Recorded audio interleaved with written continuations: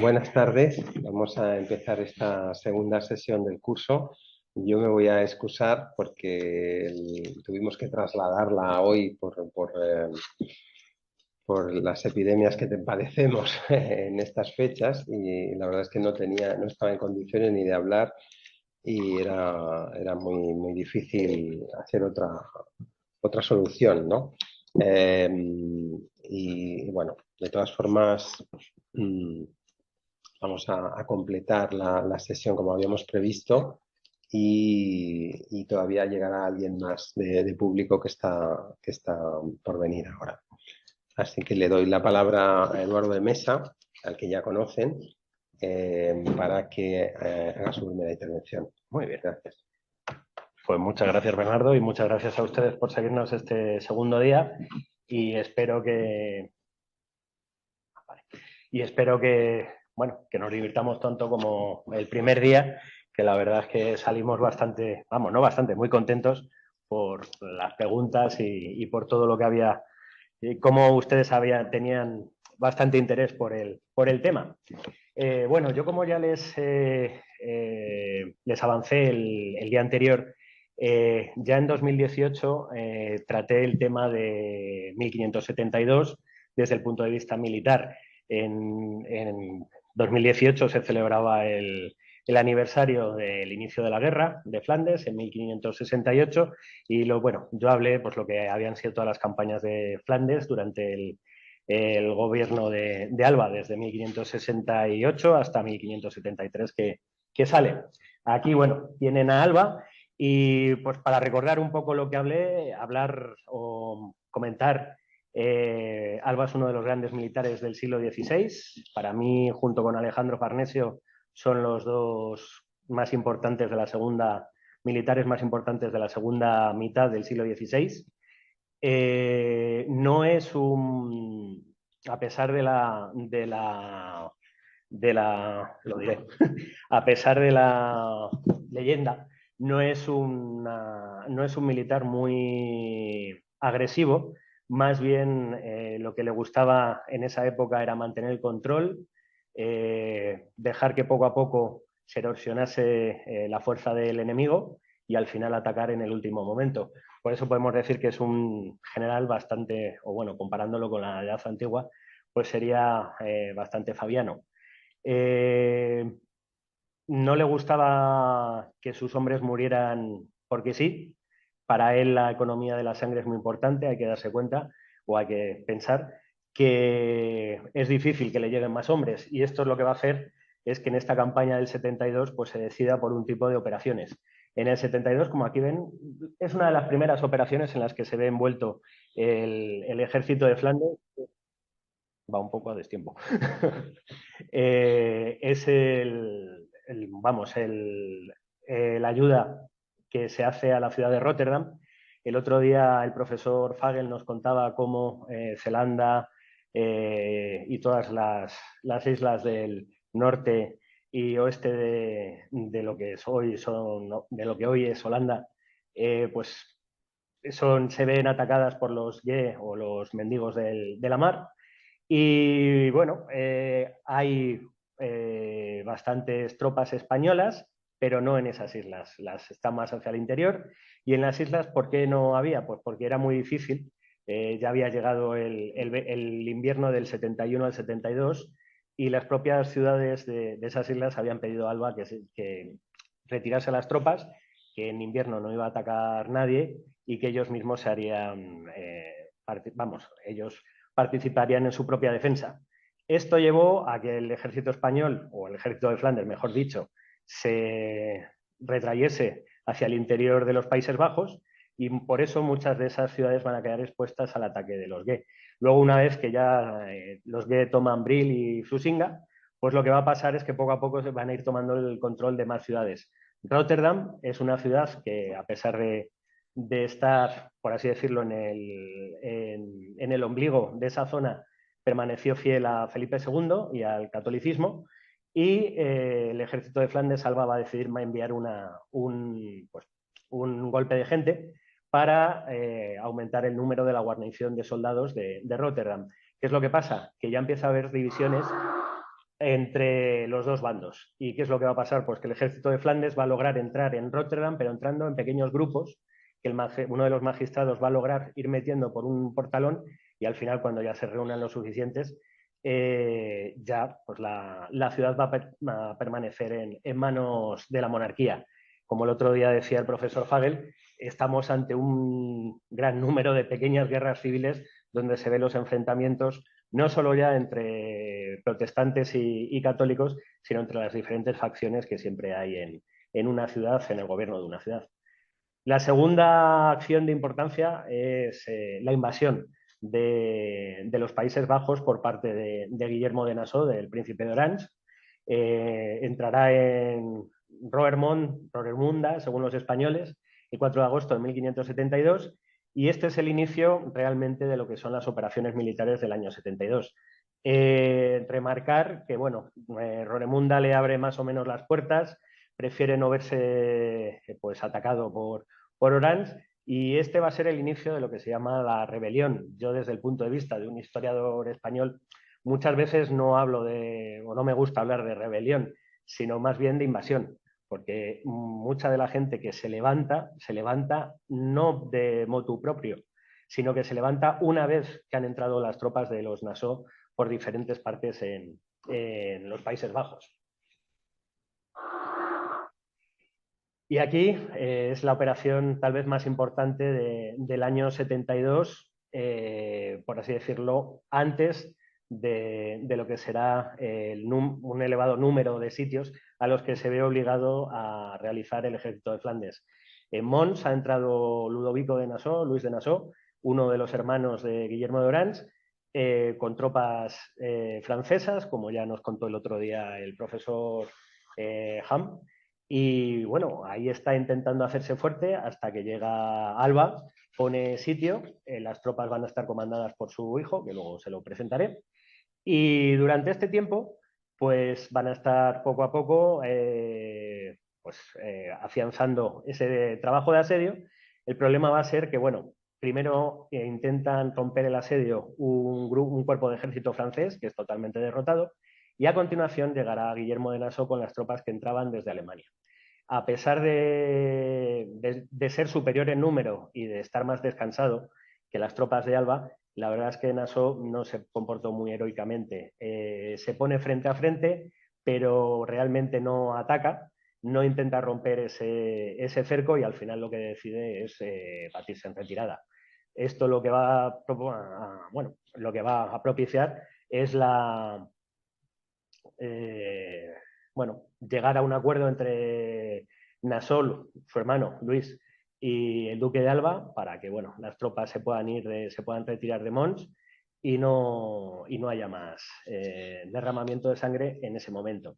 Hay que decir que este sitio es importantísimo. Por este sitio, Alba se ve obligado a llamar a todas las tropas que hay por distintas partes del norte de Holanda. ¿Y eso qué es lo que va a llevar? Pues, como antes decía, desde la invasión de los G, pues lo que va a hacer es que se quede desprotegido todo el norte y poco a poco pues se puedan ir haciendo con él los rebeldes holandeses. Bueno, aquí empezamos con lo que sería la serie de operaciones de sitio por parte de Fadrique, de Álvarez de Toledo, aquí le tienen, el hijo del duque de Alba. Y bueno, tiene una fama hoy día en Holanda pues de carnicero. Aquí en España no se le tiene mucha consideración, siempre a la sombra de su padre, y desde el punto de vista de la corte, pues bueno, tuvo diversos problemas luego que llevarían por así decirlo, a la expulsión tanto de él como de su padre de la corte. Pero bueno, cuando Fadrique empieza las operaciones, se tiene que ver qué hacer. Entonces, se ve, y esto no lo digo yo, lo dice un profesor, bueno, lo dijo un profesor belga, Leon van der Essen, ya fallecido en el siglo XX, y es él, al ver esta serie de operaciones, pues distingue 6 tipos de ciudades. Aquellas que se habían opuesto a las tropas realistas y habían dejado entrar a los rebeldes, que para Fadrique son los más culpables de traición. Luego, las ciudades que habían pedido una guarnición realista, pero había sido imposible su envío, eso ocurre varias veces. aquellas que habían dejado entrar al enemigo sin poder oponer resistencia. Había ciudades que eran tan sumamente endebles sus murallas, pues que tenían que dejarlos entrar, no tenía posibilidad de defensa. Las que se habían entregado antes de iniciarse el bombardeo, el sitio, por así decirlo, aunque hubieran podido defenderse, que estas serán tratadas más benignamente. Aquellas que esperaban hasta el inicio del bombardeo, aunque no pudiesen defenderse, estas serán bastante castigadas, y aquellas tomadas directamente por la fuerza del ejército de Flandes. Como se ve, muchas veces se habla del terror, la política del terror de Alba y de su hijo en esto, pero aquí vemos que ya desde un primer momento, gracias al desarrollo del derecho, derecho de la guerra, el derecho internacional, pues ya propugnado por la Escuela de Salamanca desde el descubrimiento y conquista de América, pues va a tener una importancia muy grande, así como también la importancia del derecho de guerra de la Edad Media, porque, por ejemplo, si las tropas defensoras se oponían a rendirse antes de que se pusieran las baterías, los cañones, pues estas ciudades estaban ya automáticamente sentenciadas y era una norma universal. Estas ciudades, si eran tomadas, luego se les saquearía durante 3 días. Aquí podemos ver diferentes ciudades, cuál fue, por así decirlo, el castigo que tuvieron. Mons, condiciones benévolas, como ya les he dicho, pues bueno, se llega a un acuerdo entre Ludovico de Nassau y el duque de Alba. El duque de Alba lo que le interesa es que se vayan y poder desplegar el ejército de Flandes ante la agresión que está teniendo, por así decirlo, en el norte. O, por ejemplo, la siguiente ciudad sería Malinas, que fue saqueada a pesar de haber intentado llegar la población a un acuerdo. Aquí, ¿qué es lo que pasa y qué es lo que dicen tanto soldados que estuvieron allí y que formaron parte de los saqueadores como historiadores después? Pues que más o menos Alba mira para el otro lado, sus soldados llevan bastante tiempo sin cobrar, pasan hambre, y bueno, pues Alba decide aumentar, por así si lo podemos decir, aumentar la confianza que tienen en él los soldados, dejándoles saquear la ciudad.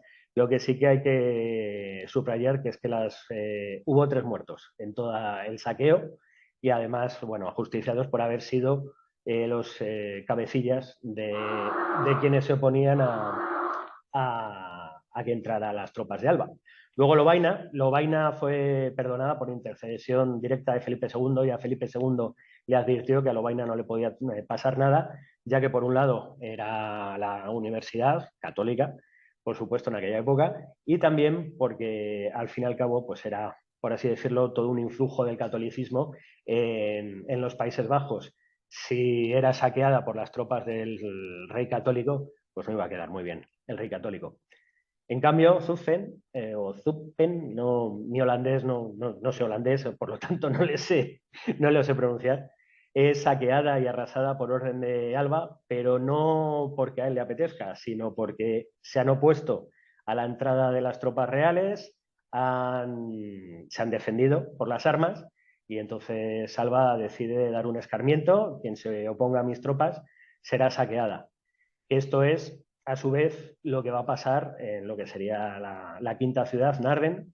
La guarnición intentará rendirse, pero desde dentro de la ciudad se dispara al ejército de Flandes, y este lo que hace es atacar y arrasar la ciudad. Y por último, viendo esa división de ciudades o cómo tratarlas según se comportaron, Haarlem, que es un sitio bastante largo, encarnizado por ambas partes, y a pesar de ello, pues se perdona a la población de pasarla a cuchillo, a pesar de que se habían opuesto. Sí que serán pasados por las armas 2.300 soldados, a excepción de 600 alemanes, que, como ahí pueden leer, pues juran no volver a luchar contra el rey. Eso es los juramentos típicos de aquella época. Normalmente sí, hoy claro, nos parecen un poco infantiles este tipo de juramentos, pero en aquella época se llevaban a cabo y normalmente se respetaban. Tropas ya había ocurrido, tropas que habían jurado no volver a enfrentarse a Felipe II habían sido pasadas por las armas por haberse vuelto a encontrar a esas tropas combatiendo contra el ejército de Flandes. Aquí tienen una imagen de la época, es un grabado de los Hogenberg o de de algún discípulo suyo, es el saco de Malinas. Y aquí lo que es interesante pues, es ver cómo lo que interesa es lo que antes les decía, el saqueo. No quieren matar gente. Bueno, ven cómo entran dentro de la ciudad y luego lo que le interesa a los soldados es saquear, quedarse con las propiedades de la población, pero aquí pues ustedes no pueden ver apenas un muerto. Cosa que, por ejemplo, va a ser muy diferente en Zutphen, pero aquí la visión, que es también de los Hogenberg, bueno, aquí estaría el Fadrique de Toledo, y aquí ven el dispositivo del ejército de Flandes atacando. Zutphen sí que será arrasada y saqueada, pero bueno, aquí los Hogenberg prefirieron dar una visión externa de la ciudad. Indicarles que a pesar de lo que dice el profesor Parker acerca de bueno, la revolución militar, la arquitectura, la moderna, y cómo esa arquitectura a base de bastiones sería uno de los grandes impedimentos del ejército de Flandes para acabar con la rebelión, aquí podemos ver que al principio no es así. Aquí todavía podemos ver las murallas típicas de la Edad Media, como pueden ver las parecidas en Ávila, por ejemplo, donde se ven las diferentes entradas que tenía, una sería justo ahí, y luego pues las murallas altas y las torres bastante altas, redondas. Esto que, ¿cuál era la dificultad de tomar estas ciudades? Porque al fin y al cabo un tipo de muralla así ante la artillería no tenía mucho que hacer. Es que es importantísima la guerra fluvial en los Países Bajos. Aquí, como ven, hay un dique, ha quedado por debajo del agua la tierra, por lo tanto aquí no se puede atacar. Y como ven, solo se puede atacar pasando, este es curioso porque no tiene foso hasta el río. Entonces, bueno, justo es por donde los españoles atacaron y pudieron entrar en la ciudad. Aquí, en cambio, antes les decía de Narden. Narden va a ser totalmente bueno, destrozada, arrasada. Y aquí sí que pueden ver los Hogenberg, que se me ha olvidado decirlo, son unos grabadores protestantes que se asientan en Colonia. Y ellos, pues lógicamente, lo que hacen es un ejercicio de publicística en contra del ejército de Flandes, en contra del rey Felipe II y a favor de los protestantes. Aquí sí se puede ver y recuerda también a otras imágenes, por ejemplo, de la noche, de la matanza de la noche de San Bartolomé, pues que aquí sí que se acaba con toda la población. Ahí pueden ver cómo los soldados poco a poco han reunido un grupo de gente y van a acabar pasados por las armas. Aquí se puede ver pues, lo que sería la leyenda negra, la violencia y bueno, el fanatismo de los soldados españoles a la hora de acabar con el enemigo. Pero bueno, esta es una visión de Narden. Aquí les presento otra. Y aquí sí que pueden ver pues cómo la ciudad primero va a ser incendiada, otra vez una imagen de matanza de población civil, aquí pueden volver a ver. Y bueno, en estos grabados lo que es curioso es que normalmente se explican varios actos o varias acciones en un mismo, por así decirlo, en un mismo nivel. Aquí pueden ver cómo está entrando el ejército de Flandes en la ciudad y aquí, pues, por ejemplo, ya posteriormente cómo empiezan a arrasar la ciudad. También hay que decir, y es una cosa curiosa, que Narden se decide destrozar la ciudad también porque no es la cuna, pero dentro de los Países Bajos es la zona donde más anabaptistas hay. Por lo tanto, bueno, dentro de, por así decirlo, los diferentes niveles de protestantismo o de herejía que había, pues los anabaptistas son los peores vistos y esta va a ser una de las razones por las cuales se va a decidir acabar con esta población. Luego, pues aquí les pongo lo que sería los Países Bajos entre octubre y diciembre de 1572. Aquí podemos seguir paso a paso lo que fue, por así decirlo, las acciones de Fadrique de Toledo. Sale de Bruselas, saquea, como les he dicho, Malinas, Mechelen, luego pasa a Maastricht, de Maastricht sube a Roermond, donde anteriormente por donde había entrado Guillermo de Nassau desde Alemania. Luego ha subido, bueno, ha pasado cerca de Nivega, ha destruido Zutphen, luego ha ido hasta Naarden y al final lo que se encontrará, primero entrará por Ámsterdam, o en Ámsterdam, que en Ámsterdam no tiene ningún problema. Es curioso que lo que consideramos hoy la capital de facto de los Países Bajos, aunque no es la verdadera capital, en aquella época fue una de las ciudades más católicas y que más apoyaron a Felipe II. Y ya, una vez que sus soldados han descansado un poco, entró a sitiar la ciudad de Haarlem. Luego, por último, hablaré un poquito también del sitio sobre la ciudad de Alkmaar. Bueno, me da la sensación que voy muy rápido. No se han despistado. Si tienen alguna pregunta, quieren que repita algo. Bueno, pues aquí tenemos el primer sitio de verdad difícil al que se va a encontrar el ejército de Flandes en 1572. Tan difícil que, bueno, empezará el 11 de diciembre de 1572 y no acabará hasta el 13 de julio de 1573. Fue un sitio muy largo, que se desarrolla casi todo el tiempo en invierno.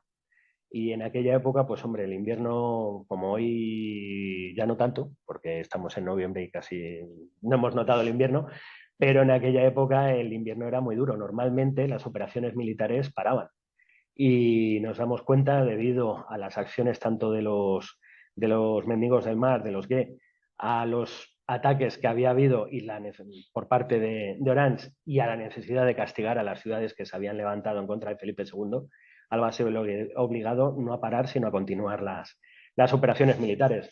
Haarlem, como se pueden dar aquí cuenta, pues, es la típica, entre comillas, ciudad holandesa. Está cortada por un río. Como pueden ver, toda su circunferencia es un gran foso de agua. Y aquí lo curioso, otra vez poniendo en duda la teoría del profesor Parker, pues aquí, como ustedes pueden ver, las murallas vuelven a ser medievales. Son unas murallas muy altas, redondas, y sí que hay dos bastiones redondos a la moderna, que son este y este. Pero claro, ustedes, como se darán cuenta, con solo dos bastiones modernos, ante la artillería, que es todas estas baterías y todas esas baterías, poco pueden hacer unas murallas altas que son muy fácil, bueno, disparar sobre ellas, acertar en el objetivo e irlas derrumbando. El sitio de Haarlem está muy bien contado por Antonio Trillo. Antonio Trillo era un guadalajareño que, bueno, soldado en el ejército de Alba, y nos legó unas memorias publicadas en los años 90 del siglo XVI, que a principios del siglo XXI, en el 2000 y poco, fueron publicadas de nuevo en Alemania, aunque en español con las notas bilingües, alemanas y españolas. La verdad es que es un libro, no es de un gran literato, pero la verdad es que se lee muy rápidamente y se entiende lo que sintieron estos soldados españoles. Podemos entender por qué les interesa tanto el saco. Claro, para ellos estar sin cobrar era no tener con qué subsistir. En aquel momento todavía no, el ejército de Flandes no ha dado ese salto evolutivo que sí que contará con él en el siglo XVII, donde ya se les dé tanto no las pagas enteras, sino socorros, unas pequeñas ayudas cada 15 días más o menos. Luego se les dará pan, también ropa. Y esto lo que hace es que, claro, cada vez los soldados, y más en el 17, cada vez necesiten menos el saqueo, necesiten aprovecharse de la población civil y no sean, pues eso, un elemento más de presión sobre la población civil. Aquí en este sitio, pues este Trillo cuenta cómo se tiran meses durmiendo sobre el barro. No tienen donde, no hay campamentos como tales.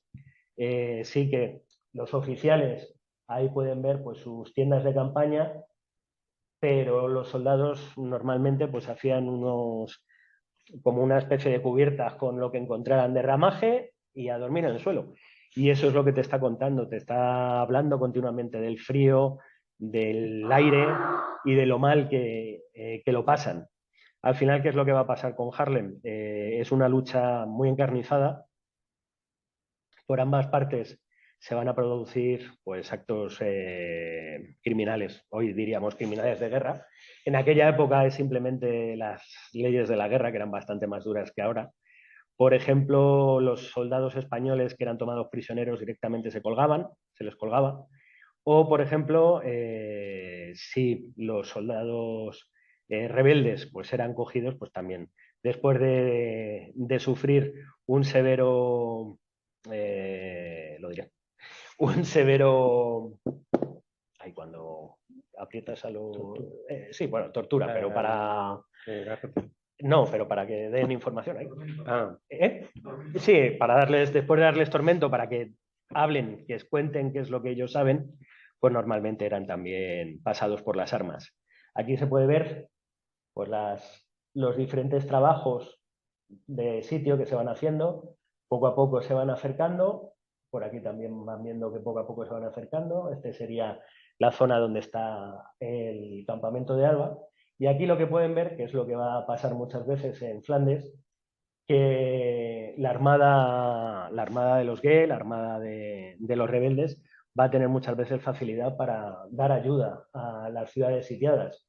Como ustedes pueden ver, llegan por un estuario y van a poder entrar o acercarse a la ciudad y darles ayuda. Esa es la razón por la cual una ciudad puede estar tanto tiempo bajo sitio. También, como ustedes se dan cuenta, es imposible terminar de cerrar la ciudad, por lo tanto es mucho más difícil tomarlas. Y bueno, ya pasaríamos al último intento de Fadrique por tomar Alkmaar, y esta va a ser, por así decirlo, la operación más difícil, que al final se va a tener que levantar a pesar de durar, pues como ustedes ven, desde agosto hasta octubre de 1573. Hay que tener en cuenta que las tropas llevan movilizadas desde más o menos abril del año anterior. No han parado de combatir desde abril hasta el siguiente abril, un año, y hasta octubre de ese mismo año no seguirá, o sea, seguirán combatiendo. ¿Qué es lo que pasa? Las tropas ya están muy cansadas, han recibido refuerzos, pero los refuerzos, por ejemplo, que se reciben muchas veces son de tropas que no saben combatir, que acaban de llegar de Italia, por ejemplo, o desde la propia España, por ejemplo, el duque de Medina Celi, cuando en teoría iba a suplir a Alba en el gobierno de Flandes, sale desde Laredo con un contingente de unos 2.500 españoles. Pero claro, esta gente llega allí y necesita un tiempo para tanto adaptarse al clima como adaptarse a lo que es la vida militar. Mucho de esta gente se había enrolado en España un poco antes de salir. Y aquí, pues he ido volando. Creía yo que iba a tardar más. Pues muchas gracias por su atención.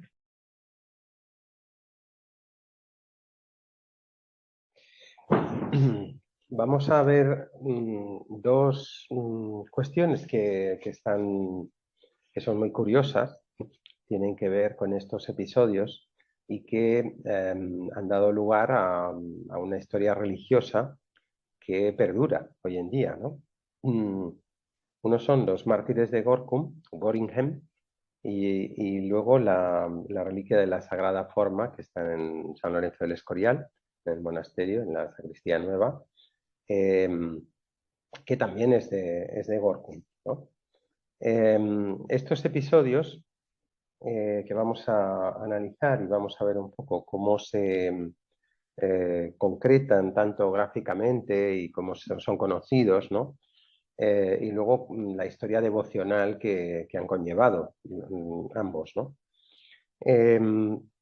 Durante las guerras de Flandes sí que va a darse una circunstancia, que es que la propia guerra es proveedora de mártires, ¿sí? Tanto para un bando como para otro, para los protestantes como para los católicos. Entonces, el conflicto se llena de historias de martirologios que se van a ir publicando, sobre todo a partir de los años 80, empezamos a encontrar estos martirologios publicados, ¿no?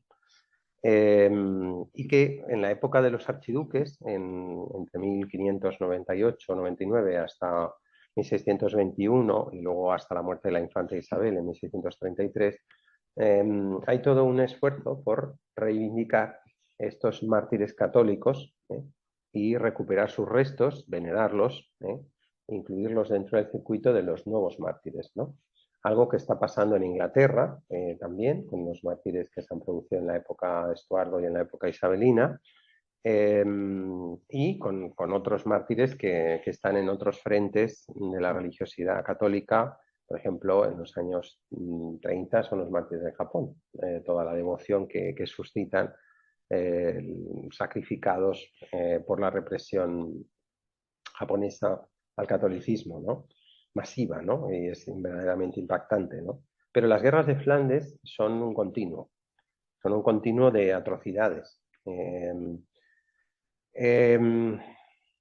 Hay que tener en cuenta que las guerras, en este caso, nosotros las podemos entender como conflictos con los militares. Unos son de represión de la rebelión o de ajusticiamiento de milicias que no han cumplido su función o de ejércitos invasores, ¿no? Y esto tiene una cierta lógica de estrategia militar, de recursos, de tropas más o menos profesionales y milicias urbanas también, ¿no? Y luego muchos exiliados que se enrolan en estos contingentes de invasión que habían huido a Inglaterra o las Islas Británicas, que habían estado en Francia, en Alemania, en Dinamarca o en el Báltico, y que van a formar contingentes, van a ir alimentando los contingentes, o bien de los GECs o bien de los ejércitos que se van improvisando para estas invasiones, ¿no? Ya desde las primeras, ya de la primera invasión o esta segunda fase de invasión que se da en estos años 70, ¿no? Es importante entender que gran parte de la publicística tiene una lectura interna, es para reforzar la afiliación de aquellos que están peleando en un determinado bando. Y por eso es muy militante la publicística, es decir, la propaganda que se genera en el bando rebelde, porque el bando rebelde tiene que hacer un sobreesfuerzo de publicidad para justificar su causa, ¿no? Porque es una causa contra el poder establecido, contra la religión establecida, contra la tradición. Entonces tiene que hacer un esfuerzo de militancia mucho mayor para poder mantener su propia causa y poder hacer frente a todos los recursos del Estado y de las ciudades, porque va contra ese sistema, ¿no? Es algo que hay que intentar legitimar. Por eso nosotros tenemos mucha información de la publicística, digamos, rebelde, o de la causa protestante incluso, y, y no entendemos la parte pro-monárquica o pro-confesional católica o cristiana católica, porque no estamos considerando todo lo que de suyo suele hacer las instituciones del Estado, las instituciones religiosas, que hacen procesiones, tienen sermones, tienen predicaciones, tienen luego los propios lugares de veneración, las autoridades con sus pragmáticas o sus decretos, ¿no? Los placartes, las propias insignias en los edificios. Claro, todo esto proyecta el poder establecido y la norma, ¿no? E incluso los castigos frente a aquellos que se salen de la norma, ¿no? Esto hay que tenerlo bien en cuenta, pero yendo a los casos más concretos que vamos a ver, cómo se producen y qué es lo que fueron estos casos, ¿no? El primero pasa en esta localidad de Gorkum. ¿Qué es lo que está sucediendo? En esta invasión de Zelanda por los mendigos de la mar, se va produciendo una ocupación de distintas ciudades en las que casi no hay guarniciones y de hecho hay muy poca defensa. La defensa tiene que venir o bien desde Rotterdam en algún momento o bien sobre todo de Ámsterdam con este BOSU, que tiene que aglutinar las fuerzas que tiene, o esperar a que puedan llegar socorros desde otra ciudad más al sur. Pero no tiene unos buenos contingentes para hacer frente a la situación. Ya se vio en Brill y luego en Flesinga, en los otros lugares, como no hay una capacidad del ejército real para hacer frente a estos mendigos de la mar que son unos oportunistas, digamos, no tienen que mostrar una gran táctica en realidad, ¿no? Si vemos son flotillas pequeñas, son unidades de 300 soldados, más o menos irregulares, la mayoría habían hecho asaltos a barcos mercantes en todo el Mar del Norte. Así que había poco soldado profesional como tal. ¿eh? Para entendernos, son piratas. Lo más parecido a unos piratas, ¿no? Nada de fuerza regular en este caso. De hecho, para Guillermo de Orange es difícil controlar esta fuerza porque la necesita, pero intenta por todas las vías crear una estructura de mando subordinada a sus intereses, a Guillermo eh, y a otros nobles que quiere que supervisen esta acción. Pero el almirante Lumey, que es Lamar, que el barón de Lamar, pues realmente va por libre. Y él va tomando las ciudades y lo que quiere hacer al tomar las ciudades de Zelanda, en realidad tiene como hay muchos inmigrantes exiliados que son represaliados porque habían tenido que marcharse sin recursos y habían estado malviviendo en Inglaterra o en otros lugares, al final estas personas vuelven con un gran afán vengativo, por un lado, y represor frente a lo católico. Así que hay una necesidad también de obtener recursos para mantenerse y esa necesidad les lleva a saquear iglesias, monasterios, por la plata, por los objetos, las telas ricas que puedan obtener para obtener recursos. Así que hay que verlos como un cuerpo irregular que proceden de ser piratas que van a ser convertidos en un contingente que va a ocupar pequeñas guarniciones y va a ir tomando ciudades que están desprotegidas porque las milicias de esas ciudades o son pocas o no están preparadas para hacer frente a este tipo de lucha irregular. Entonces nos encontramos que el afán es saqueador de estas fuerzas porque necesitan recursos. Ellos no tienen unas soldadas, no son soldados regulares, no tienen una provisión de fondos que vaya a hacer Orange para ellos, ¿no? Así que no hay recluta, es a lo que ganen saqueando. Pero hay una especial inquina contra los religiosos y contra aquellos que son los católicos más representativos de un lugar. Porque ellos también entienden que es una causa confesional la suya. La de los mendigos es una causa confesional, es decir, protestante, para erradicar el catolicismo en estos lugares. En algunos de los lugares, viendo las atrocidades que se han hecho en otros, pues lo que producen es un exilio, es decir, que ya las comunidades de monjas o de frailes y otros religiosos pues ya se reúnen y huyen a otra localidad para estar más a salvo y se llevan consigo pues las formas consagradas, objetos litúrgicos, las reliquias, ¿no? Porque entienden que estos las van a someter a mofas, sacrilegios, ¿no?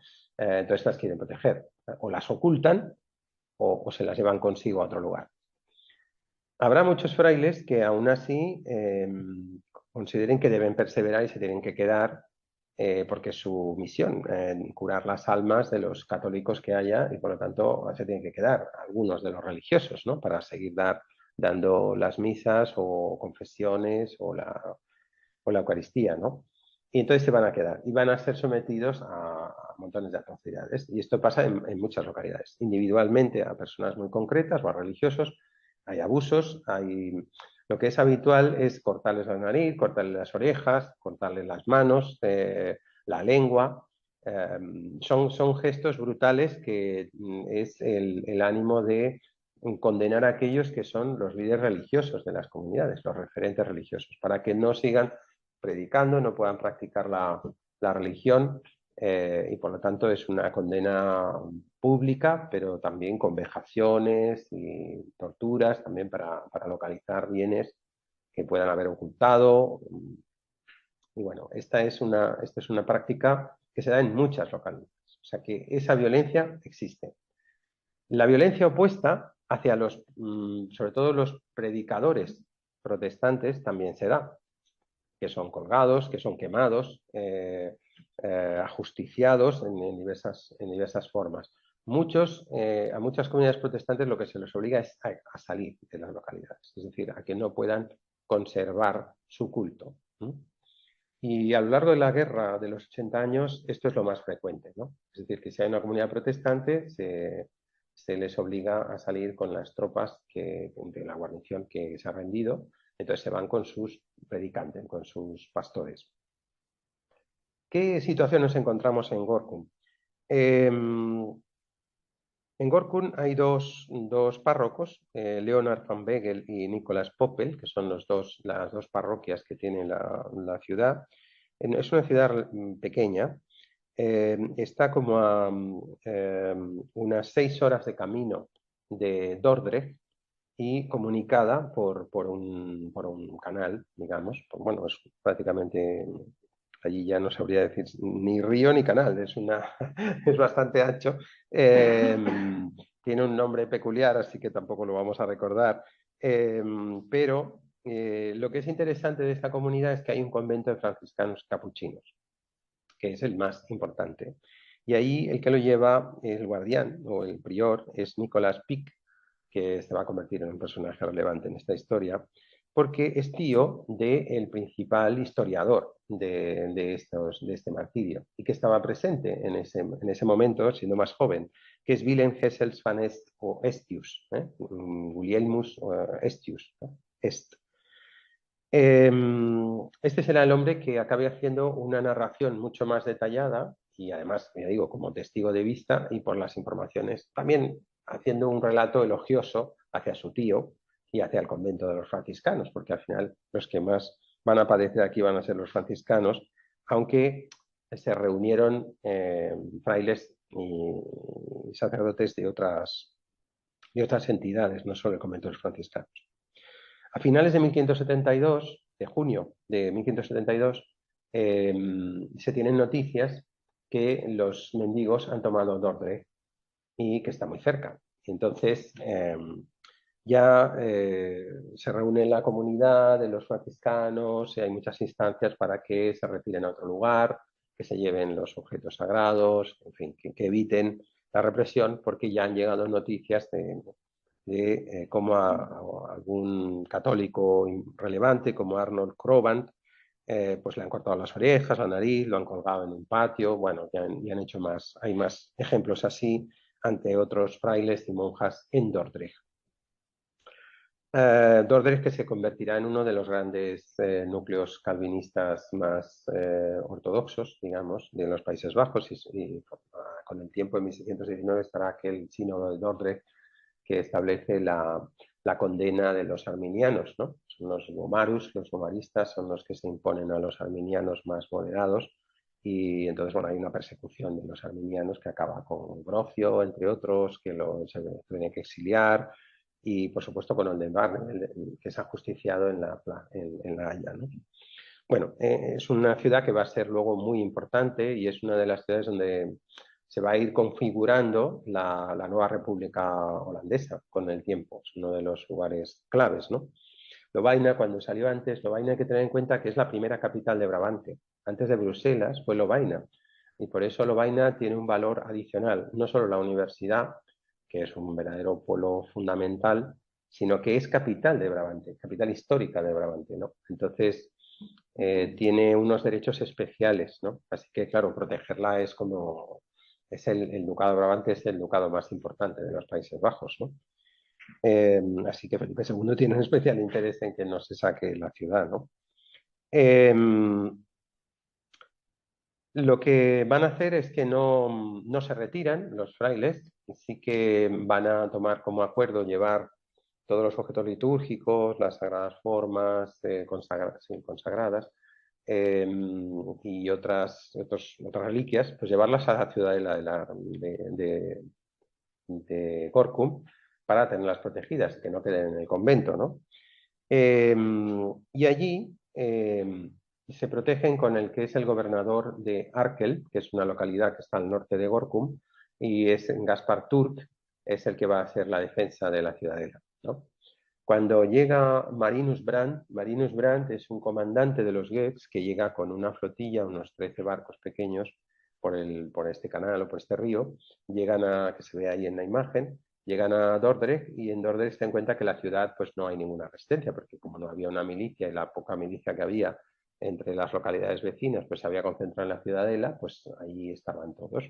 Así que ellos entran en la ciudad, pues ocupan un poco la ciudad y se dirigen a la ciudadela y en el mismo día pues prenden fuego a las puertas de la ciudadela, consiguen entrar y todos los católicos pues se refugian en la Torre Azul, que es como el último reducto de de la ciudadela. Y ahí, después de, bueno, varios tiroteos y amenazas, pues empieza a negociar y se llega a un acuerdo. Marinus Brand jura que va a respetar a los religiosos y a las personas que están ahí refugiadas y que pueden salir libremente, que no tienen por qué temer. Se ha comprometido a su salud, ¿no? De hecho, Brand va a pasar unos días en los que quiere averiguar qué hacer con los religiosos que hay. Hay unos 19 religiosos en total y, y pide instrucciones a la mar que está en Bril, a su comandante en jefe, digamos, al almirante que está en Bril.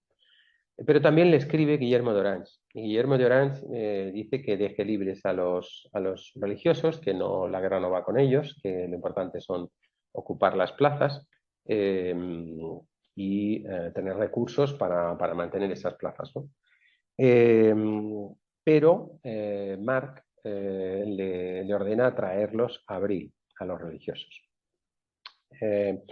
Cuando en estos 10 días que transcurren entre la toma de Gorkum en el 26 de junio y el 5 o 6 de julio, esos días es cuando pasa esta carta de Orange y demás. Ahí los soldados lo que están intentando es averiguar dónde están las riquezas que tenía el convento, porque es lo que buscan.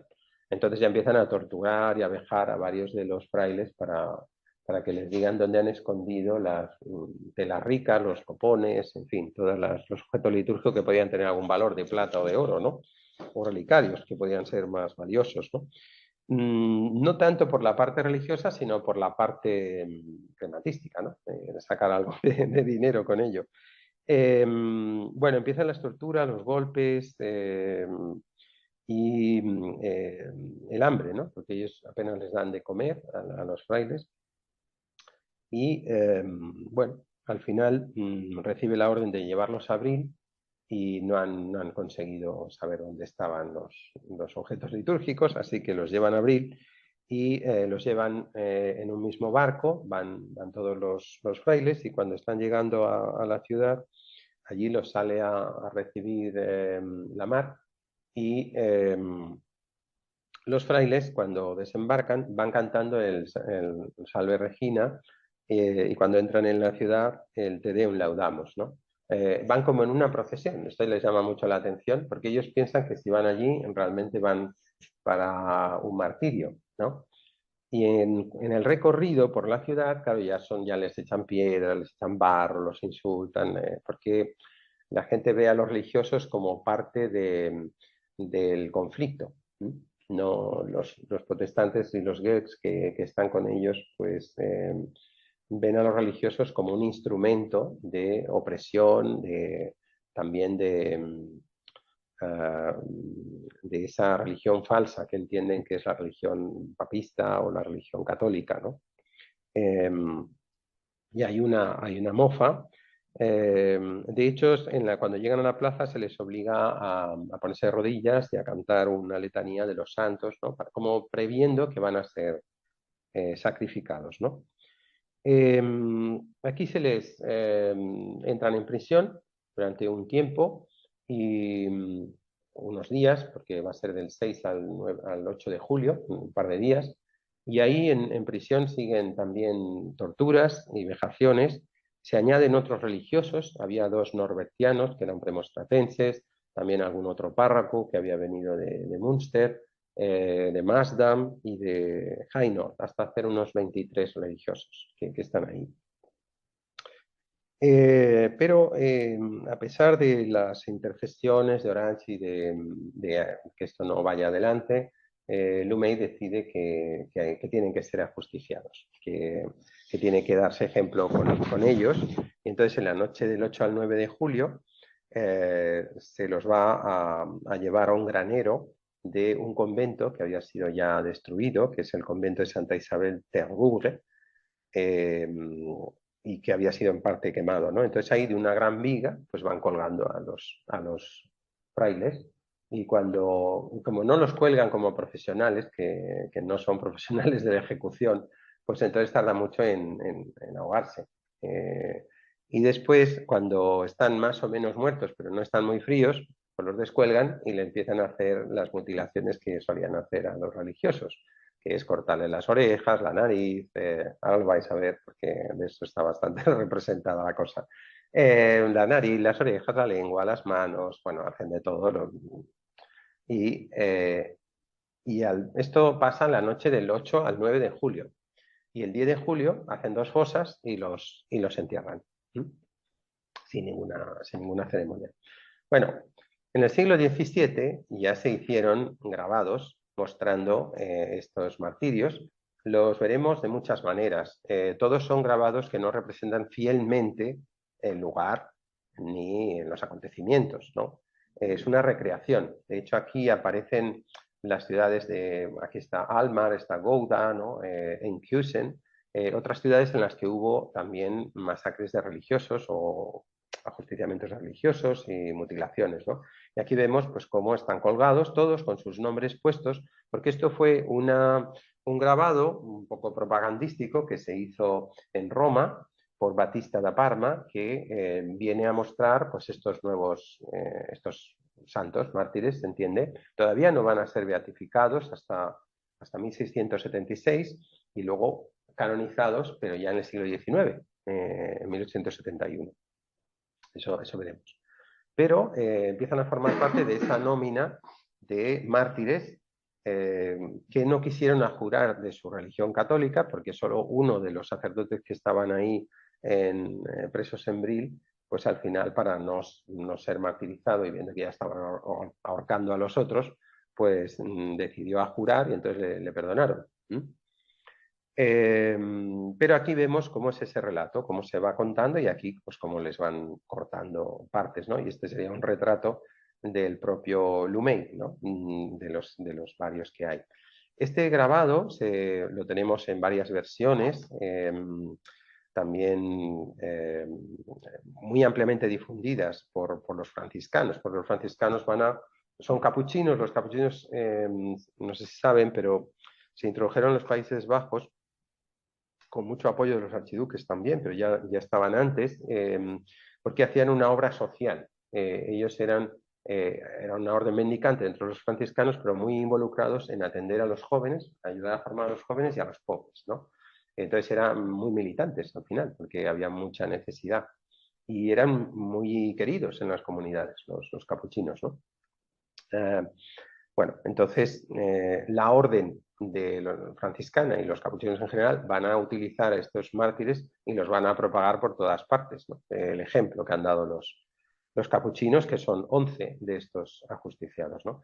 Aquí vemos cómo en las ediciones que van apareciendo del Theatrum Crudelitatum Hereticorum Nostri Temporis, esta es publicada en 1601, pero hay alguna edición anterior, o la historia que hace Florentinus Leidanus, este Novorum de Inferioris Germania y Provincia Constanticinorum Martyrium, historia publicada en Nápoles en 1581, y versiones que tiene anteriores con este otro título de Triunfo Glorioso de estos fratres minores observantes, que son los que aquí hablamos, tanto en Flandes como en Francia, ¿no? Son casos que se han dado. Entonces empieza a ver estas publicaciones de historias de estos martirologios que se están dando en la Guerra de Flandes. Y esta es otra edición que se hace, pero ya en los años finales del siglo XVII. Se siguen publicando historias de ellos, ¿no? La más célebre de todas es esta historia de los mártires que se publica en francés, en Douai y en Amberes, en neerlandés, por que es el sobrino de Pic, que es este Estius, ¿no? O Van Est, que publica esta historia. Él era joven cuando estuvo presente, pero la publica ya a comienzos del siglo XVII, en el contexto ya del periodo de los archiduques. Y hay una curiosidad que también se lleva en grabado, que en la tumba, en donde fueron martirizados, floreció un conjunto de 19 flores. Aquí están como numeradas y muestran, en este grabado, muestran esos 19 mártires que han nutrido las 19 flores, ¿no? Y pone un versículo del Cantar de los Cantores, de los Cantares de los Cantares, de Salomón, en el que se dice que han brotado flores en nuestra tierra y ha llegado el momento de cortarlas, ¿no? Que son estos mártires, ¿no? Es el ejemplo de estos mártires, han florecido, son un ejemplo, ¿no? Y esta floración milagrosa, aquí dice que fue tomada al vivo por el grabador. Entonces el grabador vio las flores que habían surgido en el lugar donde habían sido martirizados y tomó a mano, ahí en ese momento, un boceto con el que generaría luego el grabado.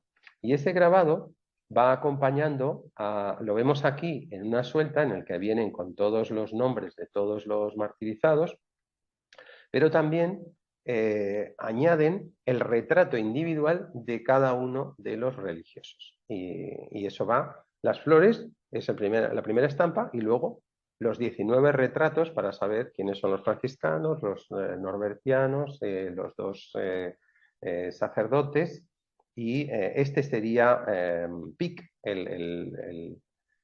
con 38 años va a morir ejecutado aquí, pero era el guardián del convento. Este es un danés que había tenido que salir exiliado de Dinamarca por las persecuciones, porque con el protestantismo pues justo cae este cambio político también confesional en Dinamarca, y se refugia allí. Y luego tendríamos pues los otros dos párrocos que están aquí, los dos norbertianos que están aquí, un dominico, y otros religiosos que también formaban parte de la comunidad o de comunidades vecinas, ¿no? Por lo tanto, tenemos unos retratos de cada uno de los santos que van a generar después una iconografía que se sigue utilizando a lo largo del siglo XVII bueno, hasta el XIX, porque estas estampas van a seguir inspirando cuando sean canonizados luego en el siglo XIX, pues la fama de los frailes. Los archiduques, Alberto e Isabel Clara Eugenia, encargan a su confesor, al confesor de la infanta, Andrés de Soto, fray Andrés de Soto, que es franciscano, que vaya a buscar los restos de estos mártires. Y en el año 1615, que es el año en el que se va a producir la jura de Felipe III como sucesor, ¿no? La reversión de soberanía, será por lo menos su juramento. Es un año muy importante, pues manda a este fray Andrés de Soto, y como estamos en la tregua, pues pueden ir a Gorkum sin mayor problema, y allí va a recuperar buena parte de los huesos de estos mártires. En ese momento no hay canonización, no hay propuesta de beatificación, pero claro, son unos mártires que son muy conocidos en la época. Y además en la corte de los archiduques hemos visto estos impresos con Estius, pues hay un montón de textos a favor de esta historia, ¿no? De hecho, la infanta, justo en esos años, año 15-16, recibe en la corte a un católico neerlandés, que es este Everard Botha, que menciono ahí, que era un miembro del Consejo Real en Güeldres, y él viaja primero a la corte de los archiduques y luego a la corte de Felipe III llevando reliquias muy variadas, entre ellas de católicos también represaliados en la guerra de Flandes, pero también otras reliquias más antiguas. De hecho, hay un brazo de San Lorenzo que también manda, ¿no?, para que vaya al Escorial, ¿no? Y la infanta lo apoya un montón, pero cuando llega a la corte aquí lo detienen, pensando que es un holandés que viene a hacer espionaje o algo así, y la infanta indignada diciendo, pero por favor, si he mandado a este católico, que es un venerable hombre que ha recogido tantas reliquias y que son tan interesantes y que todas con sus auténticas, ella le da fe a todas las reliquias que lleva. Lo mismo era un comerciante de reliquias este hombre, pero el caso es que viene a la corte, luego al final lo liberan, se lo mandan de vuelta, pero bueno, se quedan con un montón de reliquias. Y Y justo en estos años de la tregua hay este movimiento, ¿no?, procatólico, también en el mundo protestante, para promocionar el catolicismo.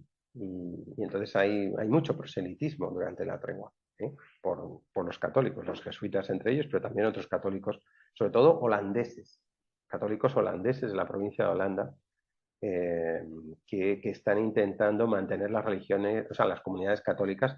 No olvidemos que durante toda la guerra de los 80 años el 70% de la población es católica en los Países Bajos septentrionales, no solo en los meridionales, ¿eh?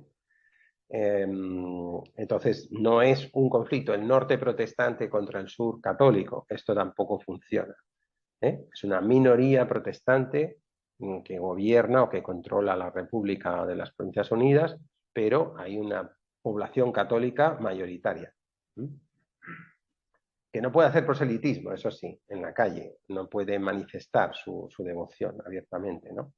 Bueno, los restos que trae este retrato no es Domingo, no es Andrés de Soto, es un fraile que pinta Rubens, que es precioso. No sabemos cómo era el tal Soto en su aspecto efectivo, pero es un retrato de época de Rubens que es fantástico y nos muestra a un franciscano que además interpela mucho a quien lo mira, ¿no? Así que nos viene al pelo. Aquí traen los restos a la iglesia de San Nicolás, que está pegadita a la Gran Place de Bruselas, ¿no? Y es ahí donde van a llevar los restos que trae este hombre, ¿no?, Soto. En el siglo XIX les hacen esta arqueta a esos restos, y una parte de los restos también se trasladan a Santa Gúdula, a la Catedral de Bruselas, de San Miguel y Santa Gúdula. Pero donde más veneración van a tener y donde más presencia van a tener va a ser en esta iglesia de San Nicolás, que es una iglesia que sufrió varias remodelaciones. Es una iglesia muy bonita que está pegada, ya digo, a la Gran Place, entre la Bolsa, el edificio de la Bolsa y la Gran Place, ¿no? Y esta arqueta es del siglo XIX, de 1869. Las fechas de beatificación son 14 de noviembre de 1675 por el Papa Clemente X, y la canonización es el 29 de junio de 1867 por el Papa Pío IX, menos.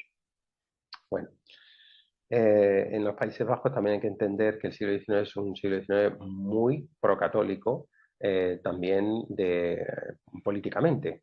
Así que va a tener una presencia pública, todas las manifestaciones de reivindicación de santos y esto, claro, son santos que la mayoría son de los propios Países Bajos, ¿no? Bueno, en el siglo XVII, cuando se celebra la beatificación, hay una serie que se conserva en parte en el Rijksmuseum, que es esta serie que pinta Wouter Geiser y David Tenier II, que es encargada por Anton, el fraile Anton, que es un hijo de David Tenier II, para el convento franciscano de Malinas. Y hace esta serie, que es como una orla floral con los retratos de los distintos. Aquí vemos el retrato de Hieronymus Verdanus, ¿no? En este está al revés, ¿no?, como en la pintura con el grabado, este juego que hacen, y ahí la serie, porque esta serie colgaba de las columnas del convento, de la iglesia del convento de Malinas, de los franciscanos de Malinas. Pues ahí habían encargado una serie con esta forma de representar. Y en esos mismos años se edita esta relación breve a partir del libro de Estius. Con motivo de la beatificación se hace una tirada y aquí se ve pues como este retrato así alegórico en el que reciben una corona como mártires reconocidos por Cristo, ¿no?, su sacrificio, ¿no? Entonces ellos tienen aquí una escalera que es la escala que les lleva al cielo directamente, ¿eh? Y aquí están siendo, pues eso, otra vez, cortan las orejas, las narices, siempre los están masacrando en primera línea o colgándolos, ¿no?, como resumen de su martirio, ¿no? Bueno, y esta experiencia llega a otros conventos franciscanos en el mundo. Tenemos este, que es uno de los más conocidos en Puebla, de Los Ángeles, en México. Este convento, el templo del convento de la impresión de las llagas de San Francisco, por Luis Berrueco o Berruecos en otros lugares, es la representación del martirio de los mártires de Gorkum, ¿no? Entonces aquí vemos aquí cortándole las orejas y tal. Esto en realidad no pasó estando ellos vivos. Esto pasó con los cadáveres, pero queda mucho más dramático así, ¿no? Mostrarlos aquí y luego aquí, pues la Eucaristía, bueno, la corona pontificia, porque hay como un reconocimiento de este martirio con la beatificación, ¿no? Y aquí va contando las iniquidades y en el otro extremo, pues aquí como los van colgando, ¿no? O sea que es como un relato muy teatral de aquellos acontecimientos, ¿no? Podéis ir viendo los acontecimientos contados cada uno de los mártires en Estius, con bastante lujo de detalles, ¿no?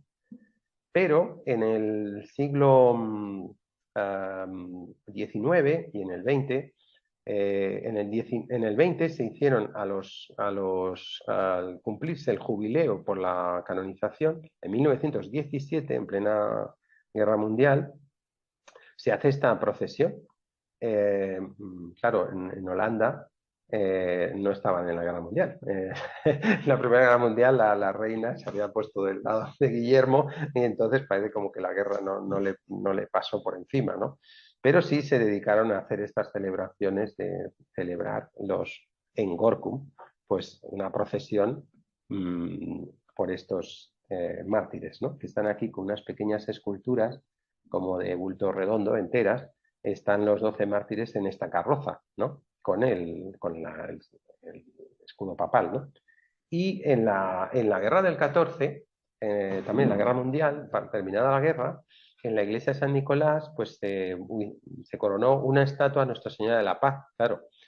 Acababa de terminar la guerra al poco, y entonces se hace una procesión, aquí va la arqueta, que hemos visto antes, por la Gran Place, ¿no? Este edificio que está aquí es el Museo de la ciudad, de historia de la ciudad, de Bruselas. Enfrente estaría el ayuntamiento de Bruselas, ¿no? Y aquí vemos la arqueta con las damas y unos militares que van llevando estos restos de los mártires de Gorkum, ¿no? Porque es la reliquia más importante que tiene la iglesia de San Nicolás. Van a terminar ellos de hacer la procesión, van a llegar a la iglesia que está en el otro extremo, ¿no?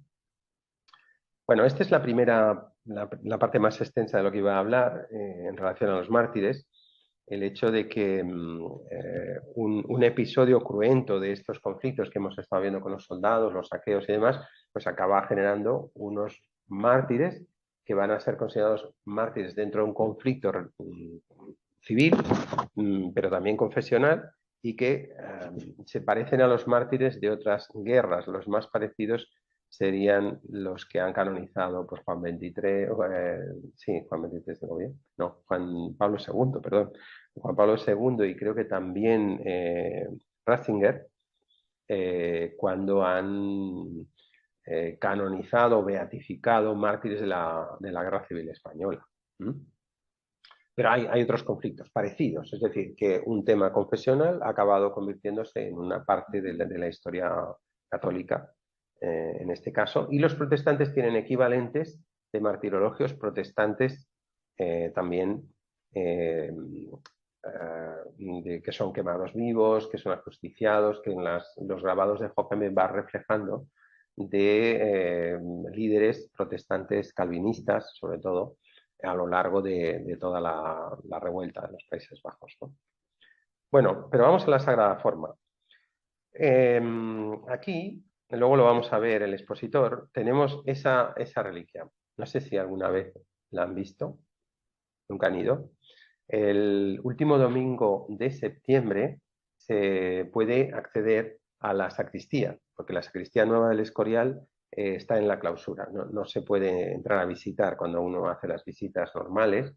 Antes dejaban entrar en determinadas visitas, en grupos pequeños, pues se podía cruzar desde la basílica y entrar a la sacristía y hacer por lo menos ver el cuadro de la adoración de la Eucaristía por Carlos II, el cuadro de Claudio Cuello, que luego mostraré, porque la reliquia solo se ve cuando se baja ese cuadro, ese domingo, último domingo de septiembre, se baja todo el cuadro, que es un cuadro enorme, a una sala debajo y entonces se ve un gran expositor con una custodia monumental que es de la época de Isabel II, porque los queridísimos franceses pues se llevaron la original, todo lo que encontraron se lo pudieron llevar, y entonces, bueno, pues, pero dejaron la Sagrada Forma y le hicieron un nuevo expositor que es muy isabelino, no tiene nada que ver con lo que se veía antes, isabelino de nuestra Isabel II, claro. Aquí vemos unos de los detalles de ese altar de la sacristía en el que hay la Sagrada Forma está justo aquí al pie y hay unos gex, unos protestantes que están pisoteándola. Bueno, yo tengo mis dudas que esto que hay aquí sean 3 clavos de una bota. Es muy difícil que 3 clavos queden así tan simétricos en la pisada, ¿no? Había unas hostias consagradas, según lo que se relata, y al saquear una iglesia, pues las pisotearon, ¿no? Como llevaban unos clavos en las botas para cuando había barro o cuando había hielo, pues y mucho era en invierno, pero bueno, cuando había barro también se llevaban estos clavos para tener un poco más de agarre. Y el caso es que aquí se dice que esto, que vemos aquí, los 3 puntos, que están como más oscuros porque se entiende que han sangrado. Entonces los 3 puntitos no son solo el clavazón, sino que tienen un circulito de sangre alrededor. Como que la hostia está consagrada y este es el cuerpo de Cristo. Y entonces, claro, lo han pisado y ha brotado sangre, ¿no? Lo que es más habitual es que cuando un protestante, y sobre todo un judío, quería mofarse, bueno, un protestante también lo hacía, porque quería mofarse de la transustanciación, entonces con un estilete o con un clavo, sobre todo con un clavo, porque eran los clavos de Cristo, pues cogía 3 clavos, que son los de las manos y los de los pies, son los 3 clavos de la pasión. Entonces, siempre cuando uno ve la iconografía de la pasión, pues hay 3 clavos. Pues entonces, con un clavo, con la puntita del clavo, pues clavaba 3 puntos, que son los 3 de la pasión, ¿no? Los brazos y los pies. Entonces hacía ese gesto como para decir, mira, esto se puede clavar, igual que clavas a Cristo, si consideras que este es el cuerpo de Cristo, pues se clava a Cristo, ¿no? Como una mofa. Y por eso esa simetría, si no sería muy raro que una pisada fuera a dar ahí, que solo tuviera los 3 clavos para apuntar ahí y no fuera una pisada de otra manera, ¿no? Más improvisada. Bueno, sea como fuere, porque sí que hay relatos rituales así de, bueno, fue actos sacrílegos con clavar, a veces con el estilete, ¿no? Clavar 3 punzadas a una hostia consagrada. Sea como fuere, el caso es que se cuenta la historia de los clavos y del pisotón, y por eso aquí se representa eso. Esto es parte de una decoración de 1685-1690, que es cuando se construye la sacristía nueva en época de Carlos II. Por eso esta iconografía es una iconografía recreada. Aquí, ¿por qué aparece Margarita de Cardona? Porque la historia de esta sagrada forma es que realmente uno de los que profanaron esta sagrada forma se arrepintió y huyó con ella a Malinas, en compañía del deán Jan van der Delft, que estaba allí con él, y se convirtió al catolicismo. Entonces, esta historia, la reliquia, fue trasladada después a Amberes, y de Amberes fue llevada a la corte imperial de Viena con Rodolfo II. Y de la corte imperial de Viena vino a España, pero vino a España por mediación de esta buena mujer, que es la misma niña del Santo Niño de Praga y de otras devociones, ¿no?, que anda recolectando ella allí en Viena. Ella está casada con el embajador imperial, el antiguo embajador imperial de la corte española, Adam von Dietrichstein, esta Cardona, y su hija, la marquesa de Navarrés, María de Dietrichstein, es enviada en 1594 a la corte española con esta sagrada forma, diciendo que viene de Gorkum, que toda esta historia que acabo de resumir muy rápidamente, ¿no?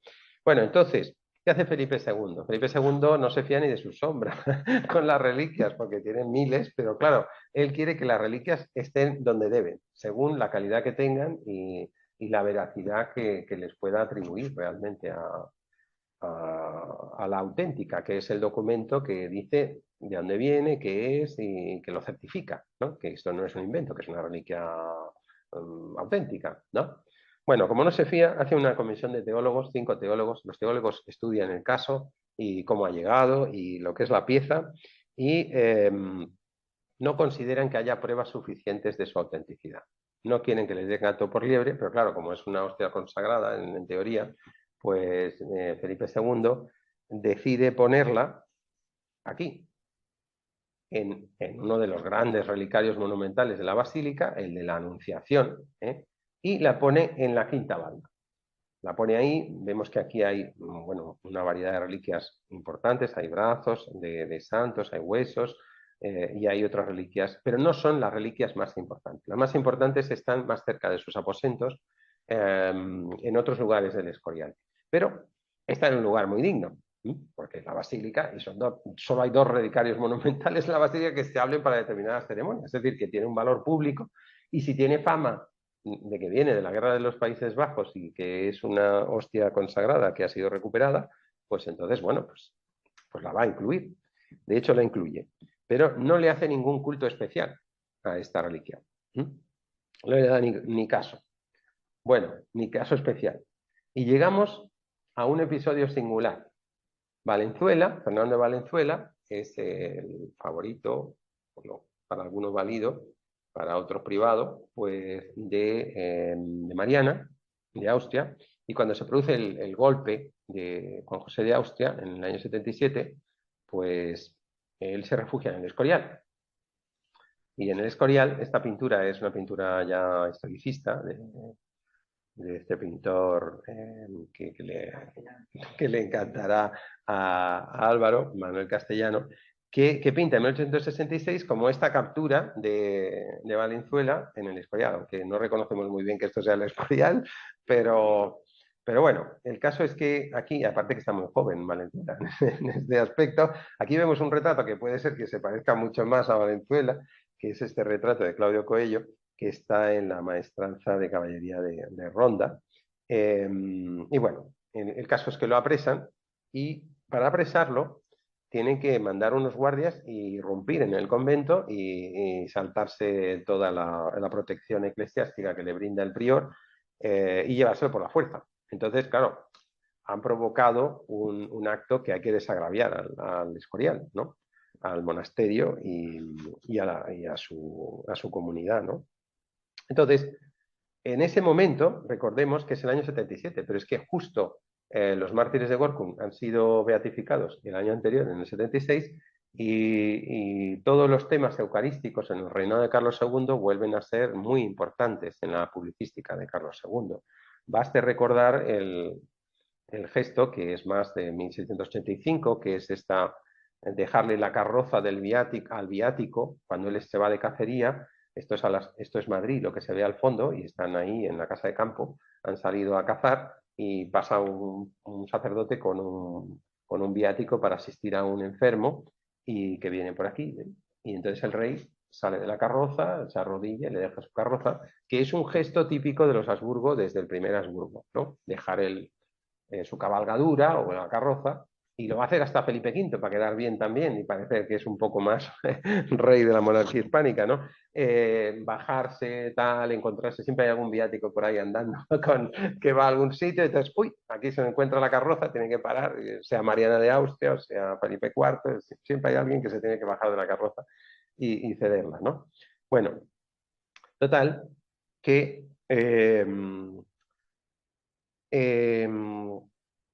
Carlos II decide que hay que crear un espacio, hay que recuperar esta sagrada forma y darle un valor ceremonial y devocional mucho más importante, y la va a convertir en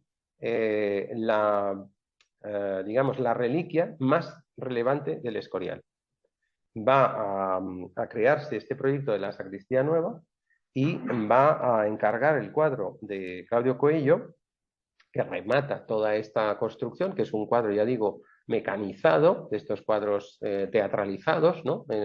Que hay pocos en España, yo creo que solo hay 2 en España, y este es el que está en funcionamiento.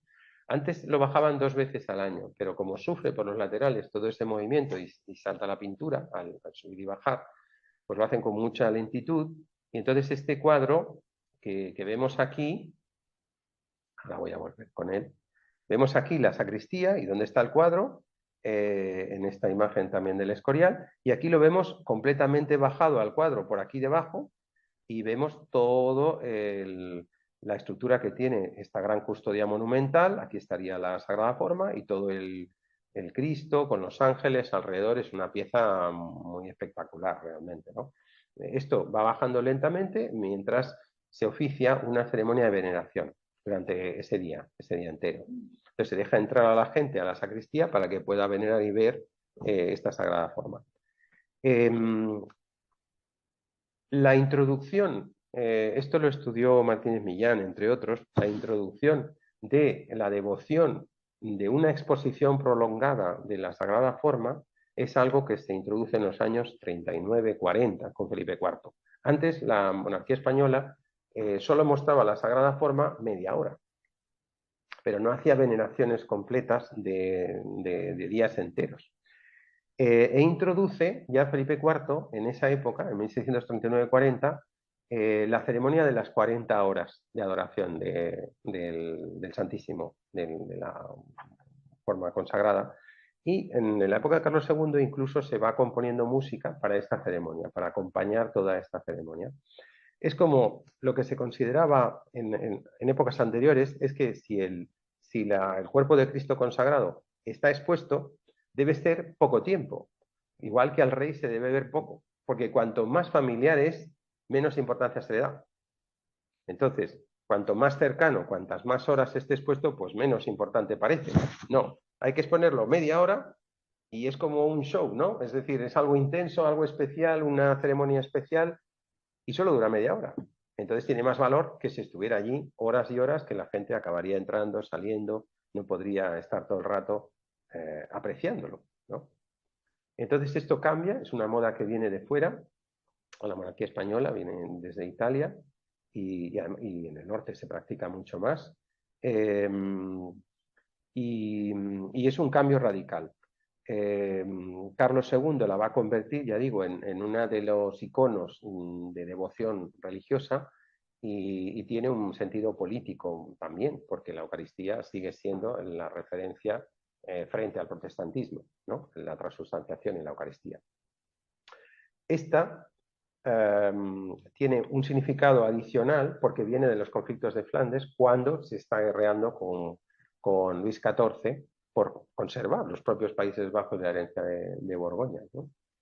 Son las guerras de devolución, la de Holanda y luego la Liga de Habsburgo o la Guerra de los 9 años. Entonces, esa militancia de los Habsburgo por la Eucaristía pues tiene un significado político mucho más alto. Bueno, yo lo voy a dejar aquí porque realmente es lo que quería presentar, como unos acontecimientos que nos parecen lejanos en el tiempo, que pasan en 1572 en los Países Bajos, resulta que en el patrimonio tenemos dos acontecimientos. Uno en Bélgica, que existen estos mártires y que en la historia eclesiástica católica pues han tenido relevancia y han sido singularizados, que son los mártires de Borkum, estos capuchinos sobre todo, que son los más conocidos. Y luego la Sagrada Forma, que forma parte de nuestro patrimonio nacional y del culto que todavía se sigue haciendo. Claro, no es, hay que tener en cuenta que todo esto estamos en un periodo de mayor laicidad y que cada vez tiene menos predicamento entre el público. Ya se va a ver como el hecho del cuadro que baja como un hecho curioso de una pintura en movimiento, ¿no? Pero lo que es curioso del cuadro de Claudio Coello es que es un espejo en sí mismo el cuadro de toda la sala. La sala que nosotros estamos viendo en realidad está pintada en el propio cuadro y se ve de fondo. O sea que el cuadro es como si fuera un espejo de la sala, en cómo era en la época de Carlos II. Aquí está Carlos II con parte de su corte y aquí está el realejo, el famoso realejo del Escorial, con los frailes que formaban parte del coro, que están y aquí presentándole la reliquia de la Sagrada Forma en esta adoración que hace el rey, ¿no? El rey postrado frente a la Sagrada Forma para proyectar la imagen de la devoción de la Casa de Austria, la pieza austríaca, ¿no? En torno a la devoción ya no mariana en este caso, sino eucarística, ¿no? Y es interesante esa arquitectura proyectada dentro de la pintura como un espejo de la propia sala y de lo que era la corte. Es como si tuviéramos un... Además es que Claudio Coello es un pintor con una precisión increíble y es como si pudiéramos ver cómo son todos estos personajes con mucho detalle, ¿no? Les animo a que vayan al Escorial y que si tienen ese domingo libre, pues que tengan la ocasión de ver este espectáculo y de ver cómo está planteado hoy en día, ¿no? Antes era una devoción que iba muchísima gente, entonces por eso tenían que hacerlo 2 días por lo menos, ¿no? Y ahora es más por el fenómeno del cuadro y de ver cómo se... En algunas visitas especiales hemos podido acceder a la sala que está detrás, donde está la custodia, ¿no? Tiene unas puertecitas, creo que se pueden ver... no, en esta. Hay una puertecita aquí por la que se accede con una escalerita, se ve el expositor y se ve por dónde baja el cuadro, los rieles por los que baja el cuadro. Baja el cuadro a otra sala que está más abajo, o sea, no hay bastante profundidad para que baje a esa pequeña saleta que está por detrás. Pero es muy interesante el fenómeno. Y luego la manera en la que estos mármoles, todos los bronces, porque es un altar muy, muy rico, muy, muy interesante también, las piedras que combinan, ¿no? Las piedras de las que combina este altar. Es verdaderamente espectacular. Nada más, te lo dejo aquí. No sé si tienen preguntas o...